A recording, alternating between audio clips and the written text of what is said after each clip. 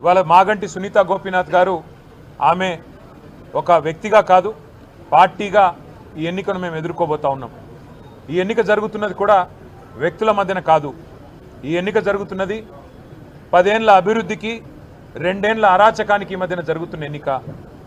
10 ఏళ్ల పారదర్శక పాలనకు ఈ 2 ఏళ్లుగా జరుగుతున్న అవినీతి పాలనకు మధ్యన జరుగుతున్న ఎన్నిక. 10 ఏళ్ల రైతు బంధు పాలనకు 2 ఏళ్ల రాబందు పాలనకు మధ్యన జరుగుతున్న ఎన్నిక. ఇది వ్యక్తుల మధ్యన జరుగుతున్న ఎన్నిక కాదు. మేము జూబ్లీహిల్స్ నియోజకవర్గ ప్రజలకు కూడా మాగంటి సునీత గోపీనాథ్ గారిని గెలిపించాలని అభ్యర్థిస్తూ వారి గెలుపు వల్ల మీకు రాబోయేది ఏంటిది అంటే కాంగ్రెస్ ఇచ్చిన 6 గ్యారంటీలు మీరు జూబ్లీహిల్స్లో గట్టిగా కాంగ్రెస్ పార్టీకి దిమ్మ తిరిగే విధంగా మీరు తీర్పునిస్తే తప్పకుండా రాష్ట్రం మొత్తంలో కూడా పేదలకు న్యాయం జరుగుతుంది, పేదలకు లాభం జరుగుతుంది. 1,67,00,000 మంది ఆడబిడ్డలు ఎదురు చూస్తూ ఉన్నారు ఈ ఆడబిడ్డ గెలుపు కోసం.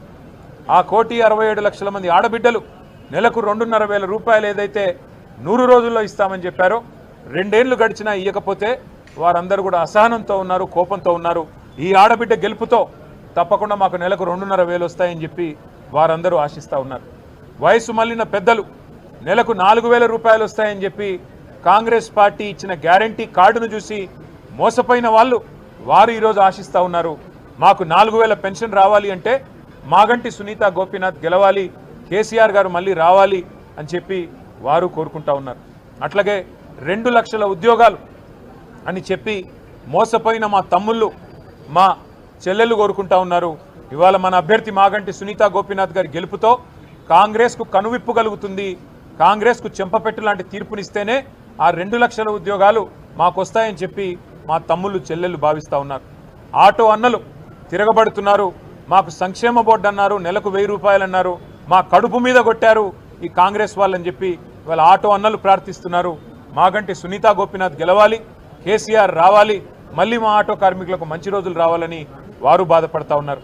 ఇవాళ హైడ్రా అరాచకంతో హడలిపోతున్న హైదరాబాద్ బస్తీ వాసులు, బాధపడుతున్న వాళ్ళు, ఎప్పుడు వచ్చి రేవంత్ రెడ్డి బుల్డోజర్ శనివారం ఆదివారం వచ్చి ఇల్లు కూలగొడుతుందో అనే భయంతో బిక్కుబిక్కుమంటున్న పేదలు వామ్మో హైడ్రా అంటూ, వామ్మో కాంగ్రెస్ అంటూ ఇవాళ మళ్ళీ మాగంటి సునీత గోపీనాథ్ గెలవాలి, గెలిస్తేనే ఈ ప్రభుత్వానికి బుద్ధి వస్తుంది, ఈ అరాచకం ఆగుతుంది అని వాళ్ళు కూడా కోరుకుంటా ఉన్నారు. అట్లాగే హైదరాబాదులో నిలిచిపోయిన కేసీఆర్ కిట్లు, మూతపడుతున్న బస్తీ దవాఖానాలు, ఆగుతున్న 20,000 లీటర్ల నీళ్లు ఫ్రీ వాటర్ ఆగిపోతూ ఉంది, ఇవాళ మళ్ళీ బిల్లులు వస్తూ ఉన్నాయి. ఇవన్నీ చూసిన తర్వాత హైదరాబాద్ నగర ప్రజలందరూ ఒకటే అనుకుంటా ఉన్నారు, ఈ 2 ఏళ్లలో ఒక్క ఇల్లు కట్టలేదు రేవంత్ రెడ్డి ప్రభుత్వం హైదరాబాద్లో. కేసీఆర్ ఇచ్చిన 1,00,000 డబుల్ బెడ్రూమ్ ఇల్లు కనబడుతున్నాయి.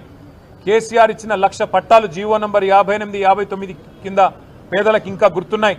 కేసీఆర్ ఫ్రీగా ఏదైతే ప్రాపర్టీ ట్యాక్స్ లేకుండా 65 గజాల లోపు ఏదైతే మరి మినహాయింపు ఇచ్చారో అవన్నీ కూడా గుర్తున్నాయి.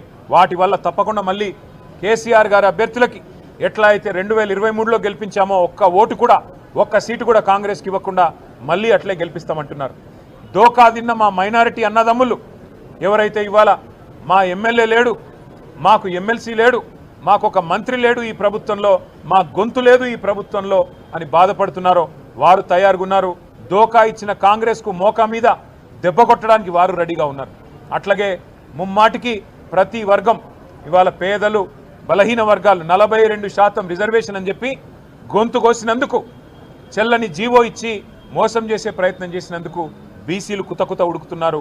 వాళ్ళు కూడా బుద్ధి చెప్పడానికి రెడీగా ఉన్నారు. ఎల్లుండి బంధుకాలు కూడా పిలిపించారని తెలుస్తూ ఉన్నది. కాబట్టి ఇవాళ ప్రతి వర్గం, వీళ్ళు వాళ్ళని కాదు, దళిత బంధు అని మోసం చేసి అభయహస్తం అని చెప్పి 10 లక్షలు కాదు 12 లక్షలు ఇస్తామని చెప్పి మోసం చేసినందుకు దళితులు కుతకుత ఉడుకుతూ ఉన్నారు. ఈ రకంగా అన్ని వర్గాల నుంచి మద్దతు వెల్లువెత్తుతున్నది. మా అభ్యర్థి సునీత గోపీనాథ్ గారు మంచి మెజారిటీతో తప్పకుండా గెలుస్తారన్న విశ్వాసం మాకుంది. ఇది కేసీఆర్ గారు తిరిగి పునరాగమనానికి, తెలంగాణలో మళ్ళీ ఒకసారి ప్రభుత్వంలో రావడానికి, కేసీఆర్ గారు తిరిగి ముఖ్యమంత్రిగా పదవిని అధిష్ఠించడానికి ఇది మొదటి మెట్టు కాబోతున్నది. గులాబీ దండు జైత్రయాత్ర జూబ్లీహిల్స్ నుంచే తిరిగి ప్రారంభం కాబోతున్నది అని మేము బలంగా నమ్ముతున్నాం. తప్పకుండా ప్రజల దీవెనలు మా అభ్యర్థి సునీత గారికి ఉండాలని చెప్పి పార్టీ సమిష్టిగా వారి గెలుపు కోసం పనిచేస్తుందని చెప్పి కూడా, అట్లాగే మీడియా మిత్రులకు కూడా దయచేసి మీ ఆశీర్వాదం కూడా మా అభ్యర్థికి ఉండాలని చెప్పి కూడా అభ్యర్థిస్తూ, మరి వారి గెలుపు కోసం శ్రమిస్తున్న ప్రతి ఒక్కరికి కూడా పేరు పేరున ధన్యవాదాలు తెలియజేస్తూ జూబ్లీహిల్స్ నవంబర్ 11 నాడు కారు గుర్తు మీద ఓటు వేసి మాగంటి సునీత గోపీనాథ్ గారిని గెలిపించాలని మళ్ళీ ఒకసారి కోరుతూ మీ అందరికీ నమస్కారం. ఇప్పుడు మేము నామినేషన్ బయలుదేరుతా ఉన్నాం. వచ్చిన తర్వాత మిగతా విషయాలన్నీ మాట్లాడుకుందాం. Thank you. జై తెలంగాణ.